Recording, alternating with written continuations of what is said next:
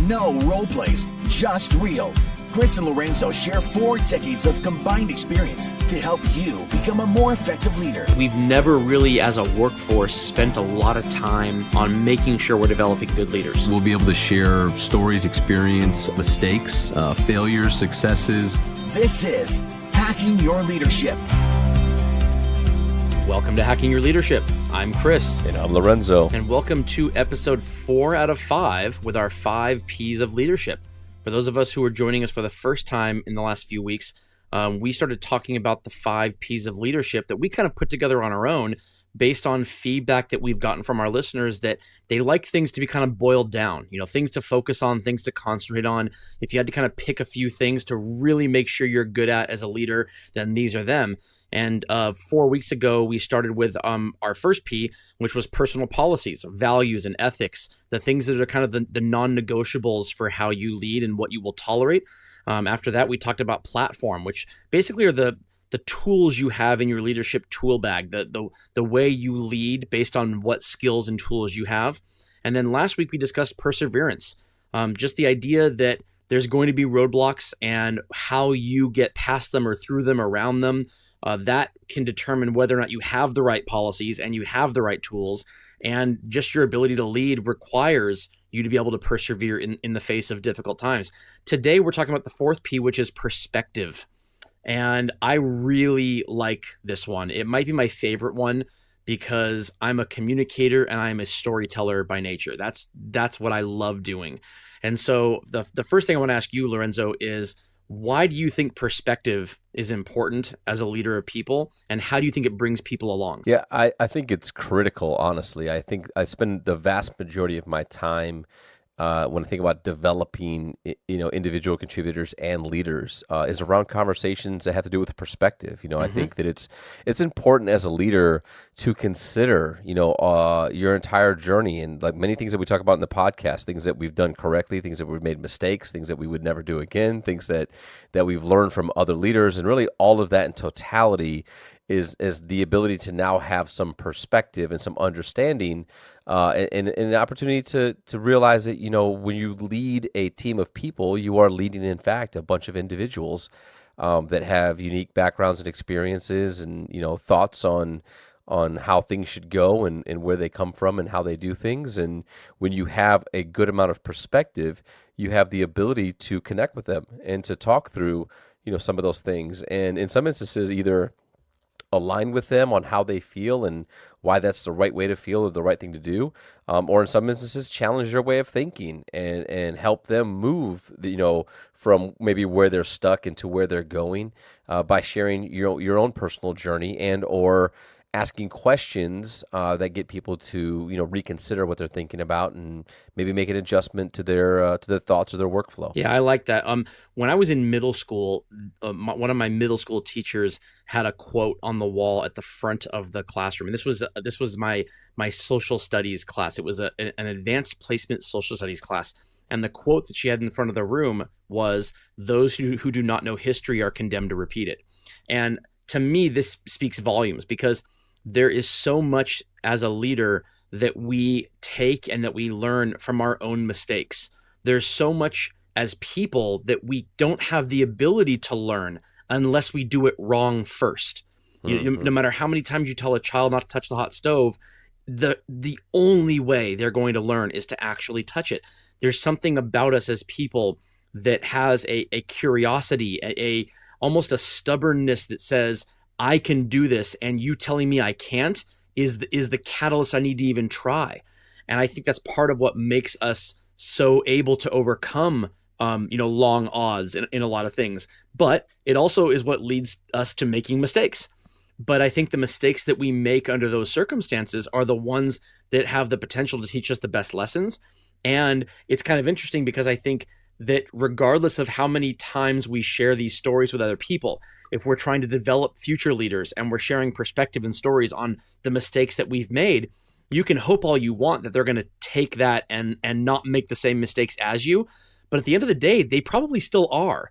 That doesn't make the context and the perspective of your experience any less valid, because their ability to recognize that the mistake is happening when it happens is ultimately that can make the difference between a mistake that is career stalling and a mistake that is career ending. Yeah, absolutely. I think it's a great call out because I think as you were discussing that, I was thinking about how do I engage in a way where if you approach somebody and just say, "Hey, I want to share some perspective with you," it's kind Right. of like off the bat, you're like, "Whatever," Yeah. like, Yeah. all right, sure. I guess this is where you preach to me and tell me this. Like, you tend to write it off very quickly, and I think the not the trick to it, but the strategy behind it, or the way in which I've seen a lot of successful approaches to perspective and sharing perspective, is aligning with somebody first. When you have a leader or an employee who is facing some difficulty, or they're having trouble with something, they're stuck on something, they're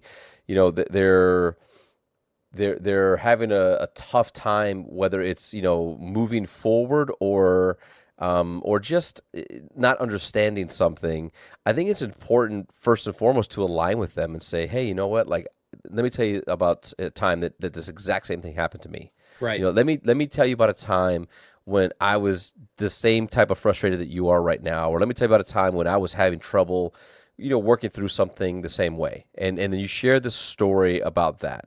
And then I think by doing that first, you create an element of alignment with somebody where they go like, cool, like it's not just me. There's nothing wrong with feeling this way. There's nothing wrong with being stuck from time to time. There's nothing wrong with having to, either ask for help or have this level of dialogue with somebody else, and maybe my direct leader or a peer.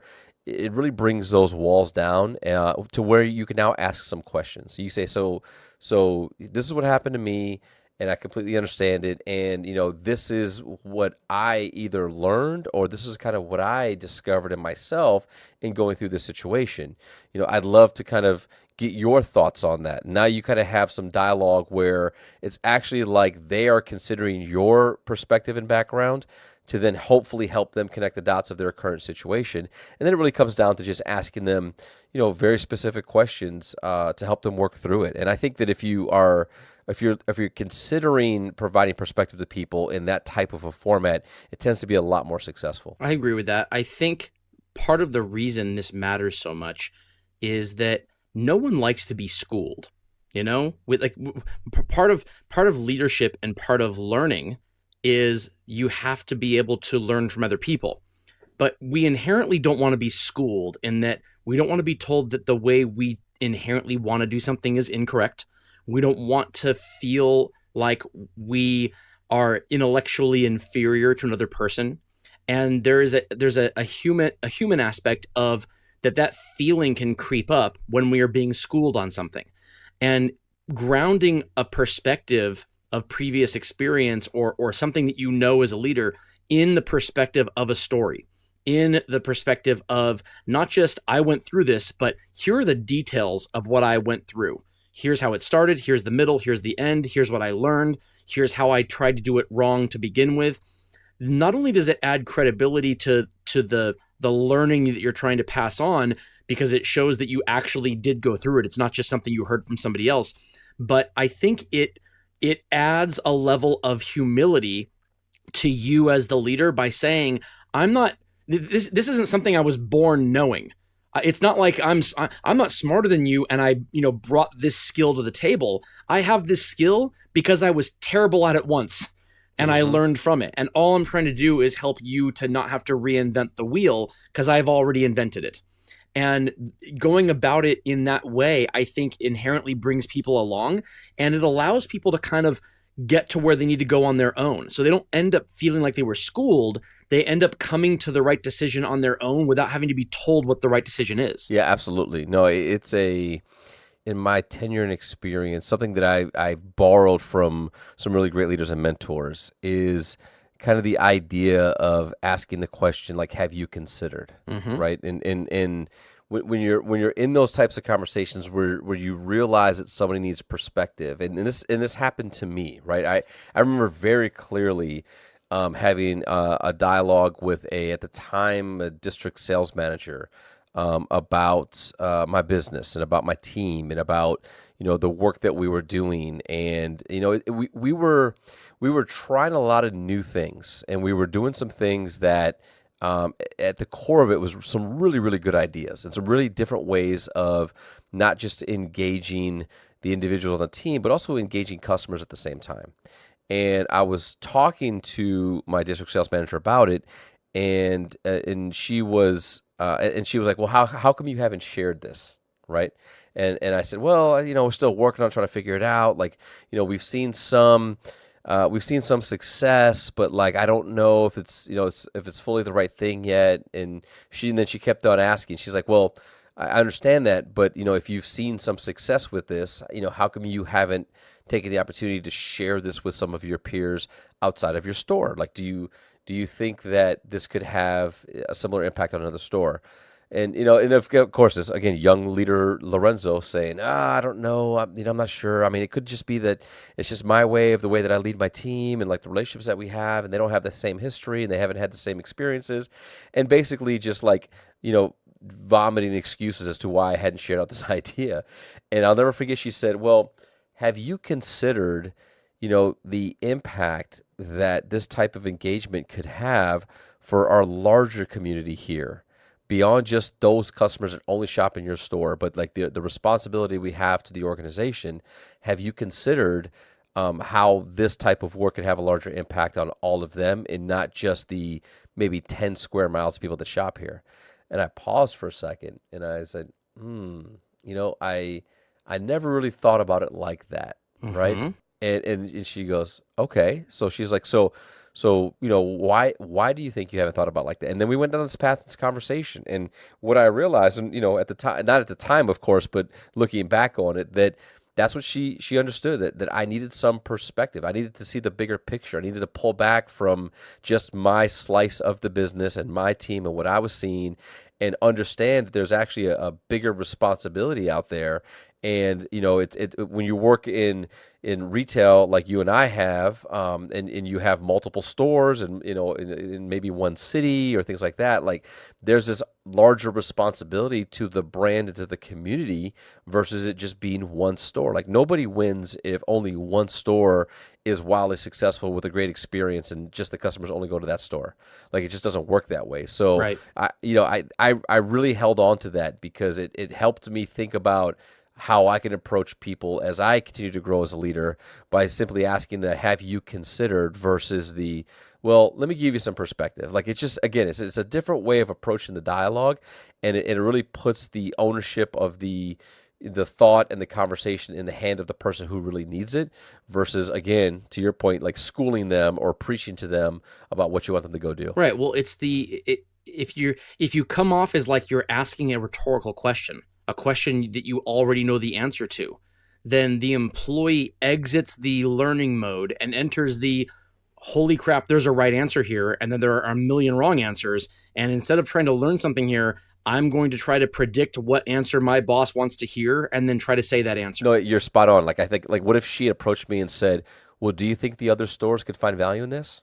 Well, yes. Yeah. Well, do you think that sharing this with your peers might be helpful? Yes. Right. So Right. Here we go. Like, okay. You're telling me what to do Yes. instead of providing me with perspective and questions that makes me go, man, I have a large responsibility here.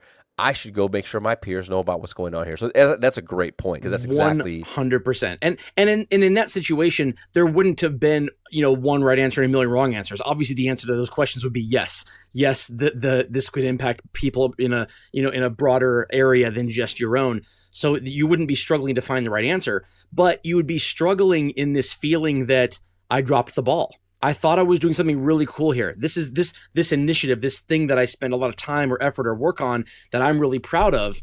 Now I'm cut down on my ego's kind of cut down a little bit because it's met with these are the things you didn't do correctly, or these are the things that you should have considered and you didn't consider. And the way that your boss at that time mentioned them to you with the have you considered, that led you to make the decision to include people on your own. Now, obviously, she knew the answer to that question, but the way it was stated wasn't in such a way to say, look how you messed up. It was, how can you play an even bigger role than what you think you're capable of playing? Absolutely. No, and I think that's a key element to providing people with perspective. And I think as a leader, it's your like it's a responsibility. Like these 5 P's that we're discussing, like these are the things that we've boiled down to believing that this is what makes a successful leader. It's not just having perspective. Like I think you have to have perspective to be successful in leadership. Like number one, you've got to be able to adjust to individuals that are unique, that are at different parts of their professional career, different parts of their life, and be able to connect with them and help motivate them and help develop and grow them. Like, so you have to have perspective to do that. But more importantly, as a leader, you've got to be able to teach people and walk people through on helping them expand their perspective in a way that is positive and inspiring and motivating. Right. The perspective is like how I look at it as currency. Perspective is currency. And what you're buying is belief. You're building belief in your people because you want them to follow you. Now, if you think about it as currency, it'd be like you landing on another planet with a whole bunch of money, a whole bunch of American dollars, and you encounter another species who just sees green paper, and it's like, what is this? Like, this means nothing. You know, if you don't have the ability to spend this currency, then it doesn't matter how much of it you have. You can have all the perspective in the world. If you don't know how to share it in such a way that actually builds belief in people or that gets people to want to follow you more, it doesn't matter. That just helps you. It means that you went through a whole bunch of stuff that you were able to learn from, which is fantastic. We all need to learn. But if you can't help other people get through the issues they're experiencing because you couldn't share it or didn't have the ability to share it in such a way that didn't turn people off or get them to think, wow, Lorenzo knows a lot, but he's just a jerk.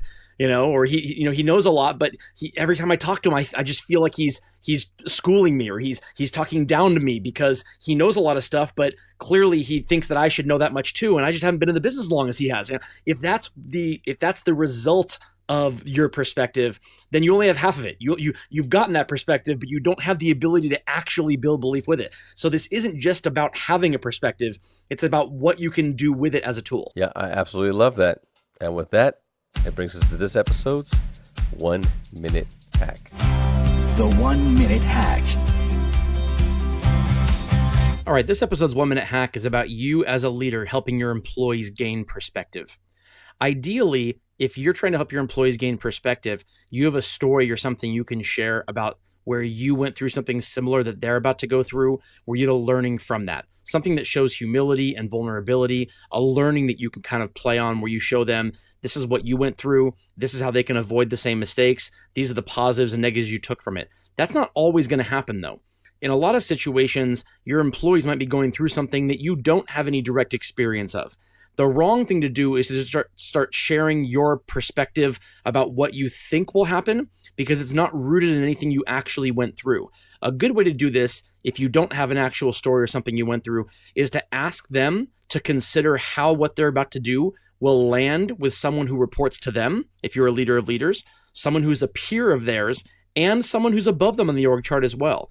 Being able to think through the lens of the people who report to you, who are your peers and who are above you when you roll something out or when you implement something will help make sure that that strategy is one that it doesn't just work for you, but that works for everybody around you because that's how they will end up building belief. Yeah, I think it's a great 1 minute hack. And at the end of the day, you know, as we said in the podcast earlier, the responsibility of a leader really and truly is to help people gain perspective through, you know, great dialogue and conversation that is, you know, positive, empowering, and inspirational. And if you're having dialogue about perspective where you're just giving it without any type of empathy or alignment, or you're not allowing, you know, your people to think for themselves and really be able to connect some of those dots, it becomes very difficult to build the trust and respect necessary to ask them to take calculated risks and really, you know, grow themselves by becoming uncomfortable and learning new things. Yeah, I agree with that. I think this is one of those everything I need to know I learned in kindergarten things where it's not what you say, it's how you say it.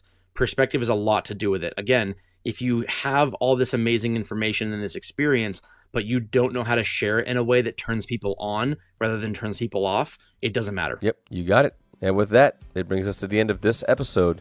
This is Hacking Your Leadership. I'm Lorenzo. And I'm Chris. And we'll talk to you all next time.